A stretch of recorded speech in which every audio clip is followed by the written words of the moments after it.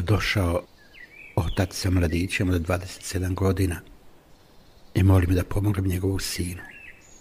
Već 10 godina sin neće da studira, neće ništa da radi. Bježi od svih. Depresivan je, skriva se u kući. S niskim neće razgovarati, ne želi u nikakvo društvo, ne želi ništa u životu biti. Išli su liječniku, išli su psihijatru.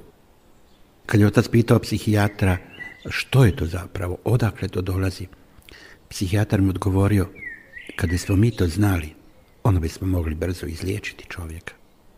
Psihijatar mu je davao različite lijekove, medikamente, ali oni naravno nisu uopće pomogli. Jer bolest nije tjelesna, nego je duhovna. Ne možete duhovnu bolest liječiti tijelom, dobrim jelom i tako dalje. Duh se duhom liječi, a tijelo se liječi medikamentozno. I onda me sreo jedan puta sa sinom i moli nek porazgovaram sa sinom. Bilo je dovoljno 5 minuta da razgovaramo. Sin je jedva izustio koju riječ. Pa sam ja promatrao njega i rekao, ti si vrlo sposoban. Dobro misliš, gledaš. Zdrav si, vrijedan, ti si jako sposoban. I ti možeš brzo postati velik čovjek. Ti si doista sjeme s kojeg može izrasti velika biljka, puna plodova. Jer ti si duh, nisi samo tijelo. Zgodan si, drag si. Gotovo ništa drugo nisam posebno rekao. Još sam možda samo dodao, tebe je stvoritelj htio, želio i poslao u svijet. Bog stvoritelj je tebe dao tvojim roditeljima. A onda je tebe dao tebi. I tvoji roditelji su tebe dali tebi. Dakle, Bog, otac i majka, svi su tebe dali tebi. Ali Bog te jedini znao da si to ti i on te danas poznaje. I on tako kako te poznaje, on te poslao u svijet. I on zna da ćeš ti biti vrhunski čovjek. Nakon tjedan dana sam čuo od oca da se sin skroz promijenio i otac se samo pitao što je to bilo. Naravno da naši ljudi vrlo brzo odmah to spoje kao eto to je svećenik, on se valjda pomolio pa zato se dogodilo. Ne, sasvim krivo. Kod tog sina je bilo u djetinjstvu također da je doživio nešto teško i mučno. Ili makar su roditelji bili dragi, nježni, puni ljubavi, prihvatili su ga. Ali on je mogao prihvatiti njihovu ljubav. Vrlo često kod djece nastaje neka blokada da oni uopće ne mogu razumjeti ljubav, ni prihvatiti ljubav, da ih to muče što ih roditelji toliko vole, što se toliko trude oko njih, što ih ljube, a oni su nezahvalni. Onda mi je još teže, upada još veću krizu, depresiju, sve do samoubojstva. Dakle, nakon tjedan dana otac mi je javio, sin se skroz promijenio. Ide, kaže, u trgovinu, ide u crkvu, počeo studirati. Polako polaže ispit. Nevjerojatno je, kaže. I njegova sestra, kaže, i majka i otac kažu, nemoguće kako se on odjednom skroz promijenio. Poštovani slušatelju, htio bi ti samo reći da postoje duhovne bolesti, mi zovemo antropološke, bolesti koje nisu ni tjelesne, ni psihičke. I prema tome nemaš liječnika koji to radi. Tek u novije vrijeme je dakle osnovana hagioterapija. I tek u novije vrijeme se čuje da to zapravo spada u antropološku medicinu. Antropološka medicina nigdje ne postoji. Niko na njoj ne radi.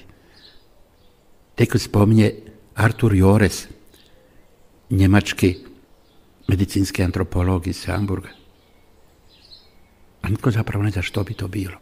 A antropološka medicina znači da tražimo uzroke bolesti različitih i fizičkih, i psihičkih i duhovnih na razini čovjekove duhovne duše.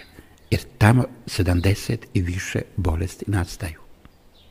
Ili zapravo bi se morali reći da zapravo u čovjeku kao osobi nastaju sve bolesti.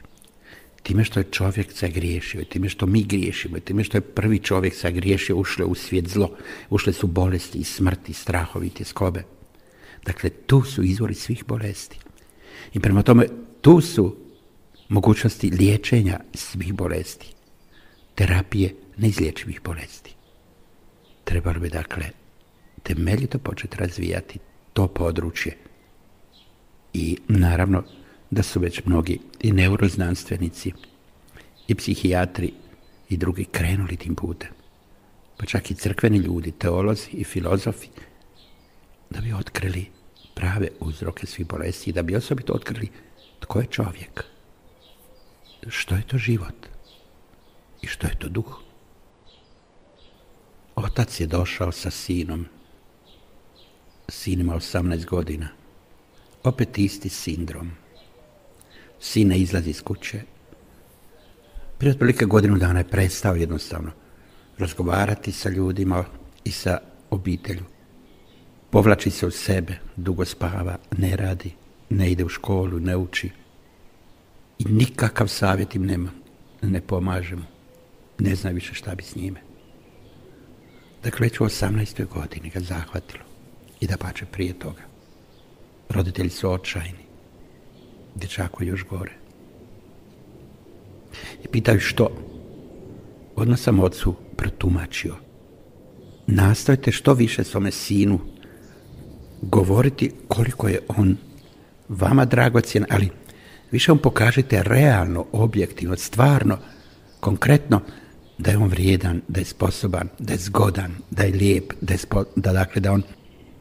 da on može u životu uspjeti, da može u školu uspjeti, da je on vrlo simpatičan, da ga ljudi vole. Što više mu toga pokažite i on će se pokrenuti.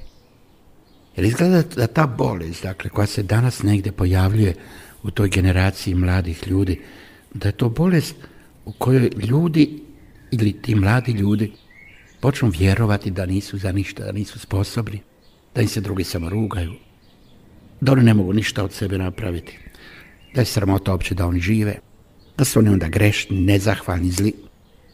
To je kao da su upali u nekakvu rupu. Sami ne mogu iz te rupe van, nemaju se zašto uhvatiti. A ovi koji su vani ne znaju kako da ih izvuku. Ni roditelji, ni liječnici, ni nitko. A zapravo treba samo te mladiće poučiti da je u njima sposobnost. Idi s tom snagom u sebi i pobjedit ćeš, kaže anđeo u Starom Zavjetu Gideonu, i koji je onda otirao neprijatelje od Izraela. Idi s tom snagom u sebi i pobjedit ćeš.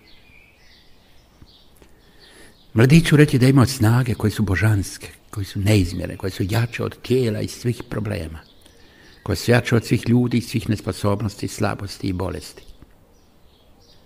I kad mu se to kaže, u njemu će, to je kao da proradi neki motor, to je kao da proradi jedna sposobnost koja je zapravo nije mogla raditi. Ili zapravo, u svakom čovjeku je duhovna duša kao jedno divno sjeme. Ali ako to sjeme niko nije zalijevao, ako niko nije okapao, ako ga nije podhranjivao, to sjeme ne može isklijati. I ti mladići su izrasli tjelesno, ali nisu izrasli u svojoj duši. Ostali su kao djeca. I sad ako počnemo njima dobro govoriti i ovako ih hvaliti, polako nikne to sjeme. Počne stabljika i on dobi tad snage da se izvuku iz te rupe i da počnu živjeti. Vrlo važno razumjeti takve mladiće da im znaš pomoći, poštovani slušatelji.